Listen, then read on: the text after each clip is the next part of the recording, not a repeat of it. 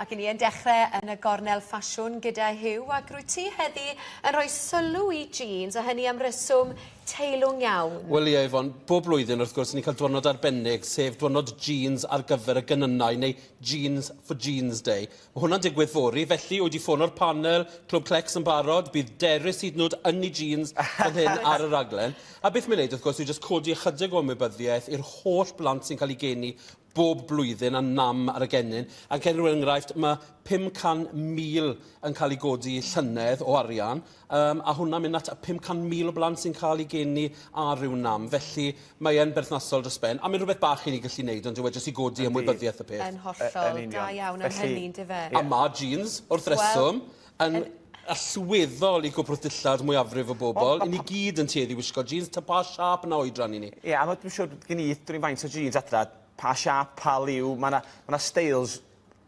amryw i gael i siwtio pob. Yn benda, wel dros y blynydde ni wedi sôn am pethau fel bell-bottom jeans, flared jeans, boyfriend jeans, skinny jeans, straight jeans, chymod, super skinny. Mae gymaint o wahanol siapau. Heddi, o'i jyst wedi dewis jeans sy'n addas ar gyfer y modelydd ar y raglen. A Nia sy'n ni gyntaf oll, at Nia ni wedi troi at limited collection, a hwnna wrth gwrs, limited edition mae'n fynd fi, a hwnna tu fewn i Marks and Spencer's. Chi'n gweld ar y jeans fan hyn, maen nhw wedi ychwanegu rhyw fath o flodyn brodwaith lawr ymyl y jean fan hyn. Unwaith eto, jean syth yw hon, nid jean skinny. Fi'n credu mae rai chi bwyso a mesur beth sy'n siwto chi. Dwi ddim yn gweud am un foment bod y jean skinny ddim yn addas ar gyfer pob oedran. Mae'n ddibynnol llwyr ar eich type chi fel person, eich personoliaeth chi, beth yw siap eich coesau chi, a fel i chi'n ei gwisgo nhw. Hwna'n peth fwyaf y skinny jeans. O'n i wedi trio rein y gorffennol, ond hwy seiri fawr i methu cael y fewn. Y broblem yw gyda skinny jeans, Owen, fi'n credu, yw nid ffindo dy ffordd mewn, ond ffindo dy ffordd mas. Oherwydd nhw'n gallu bod tipyn o strygl, ac ar ôl gwres rhywbeth fel y studio fan hyn, mae'n gallu bod yn anodd iawn. Bron bod chi'n teimlo bod nhw wedi peintio ar eich goesau. Ie, yn bendant. Ond beth sy'n neis gyda hon nawr, wrth gwrs, ni wedi cadw'r cyfan wedyn yn holl syml. Blowsen fach a stripe ynddi, a wedyn cot camel, a'r ddau beth yma yn arwen mlaen at y stael sy'n mynd yn gryf iawn yn y siopau adeg a'r hydref, oherwydd casgliadau newydd yw'r rhain, felly wrth reswm casgliadau yr hydref ar gaeaf i ni'n dangos. A got gyda llaw, os chi moyn cot camel, ond felly toriad bach mwy modern, mae hon fi'n credu yn resymol dros ben am y pris rhywun rhyw 89 print yw i. Yn greit ar gyfer y geia gyda'r hyd yna. Nesa nawr mae dyn ni Hannah, a gyda Hannah ni wedi parhau at y styles byrion sydd chi ar gyfer yr haf, ond wrth gwrs addasu nhw falle i wisgo pan bod y tywydd yn newid. Felly ar hyn o bryd mae'r jeans yma sydd gan Red Herring, maen nhw pris ar y sale. Mae lot o'r jeans sydd yn Debenhams ar hyn o bryd, enwedig heddi, o ni'n gweld ar y rwyddion, mae 20% o prisiau nifer fawr o'r jeans yn y siop. Fi'n siŵr bydde nifer o chi wedi prynu falle jeans byr ar gyfer yr haf, a wedyn unwaith o'r haf yn dod, maen nhw'n eistedd yn y cwbr ddillad nes blwyddyn nesaf, ac yn aml iawn chi'n anhofio amdano nhw. Gwisgo nhw fan hyn gyda sanau tywyll, neu hosanau tywyll, a wedyn gyda'r boots byrion yma, a mae dderbyniol iawn enwedig gan gofio oedran Hannah fan hyn a'r stael mae Hannah'n gwisgo wrth gwrs. Amrywiaeth o'n pris jeans, ydy'n neud y gwahaniaeth? Dwi'n bod rei jeans dwi wedi weld, costio yn ei cannoedd, ydy'n neud gwahaniaeth rhan safon y jeans bod y pris rhywun yn dalu?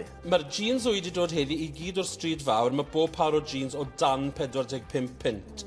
Mae hynna'n golygu bod jeans eitha chep, eitha rad yn ei raglen, oherwydd erbyn hyn, os ewch chi'r boutiques arbenigol, mae ydych chi jeans o bob math sydd yn honni i wneud bob math o pethau. Os gofiwch chi'r ffws enfawr o rhyw 10 mlynedd yn ôl gyda'r Victoria Beckham jeans, oedd yn gweud bod nhw'n gwneud eich penol chi edrych fel sy'n eisiau mwy uchel ar eich corff chi, mwy tin, mwy bach. Wel, mae lot o'r labeli erbyn hyn yn gweud yr un peth.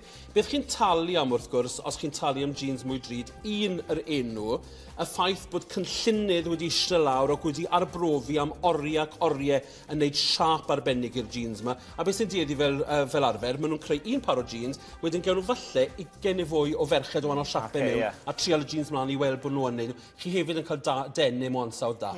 Fi'n hoff o'r edrychiad yna. Gret Hannah. Ac yn ola nawr, cadw'r cyfan hollol glasurol gyda Sian, ni dim am jeans tywyll iawn o ran lliw fan hyn, a cadw wedyn y ddelwedd yn traddodiadol, felly mae dau'r jacket bach y reefer syml mewn y glas tywyll, Os y gorif Sian, jyst y botymau fe welwch chi, mae'r flowsen yn y glas tywyll a'r lliw gwyn yma. Mae'r rhain yn lliwiau sydd jyst yn arwain mlaen yn bobman ar gyfer hydref. Dim lot fawr o ddi weld ar hyn o bryd, a mae'r glas tywyll i weld yn bobman llawer mwy caredig i gymaint o bobl. Mae'r lliw tywyll yn eitha fwy proffesiynol, fwy smart bron, fwy derbyniol i fynd allan gyda'r nos. Odi, yn sicr. Biodd adeg, amser chi'n ffili mynd i ambell i glwb nos, o'ch chi'n gwisgo par o jeans gwerth 100 pint, a ddrwy'n drws nesaf chi'n gwisgo par o drwsor o Primark am 8 pint, o'n nhw'n cael mynd mewn, o'ch chi ddim. Erbyn hyn, fi'n credu bod, mae pobl yn sylweddoli faint o'ch chi'n gwario, sut mae'r albeli'n edrych. Un peth mae rai dweud am y jeans yma, pan bod ych chi pwythau yma tu fewn i'r goes, chi'n gweld nhw gyda Sian fan hyn yn mynd lawr. Fel rhyw liw golef yna. Ni wedi bod yn ofalus iawn, fel gwisgo sanau adeg y ryfel byd, bod y linell yn syth lawr y goes. Achos mae ble chi'n gweld y llinell golau yna gallu newid yr siap y goes i fel mae'r llygad yn ei weld e.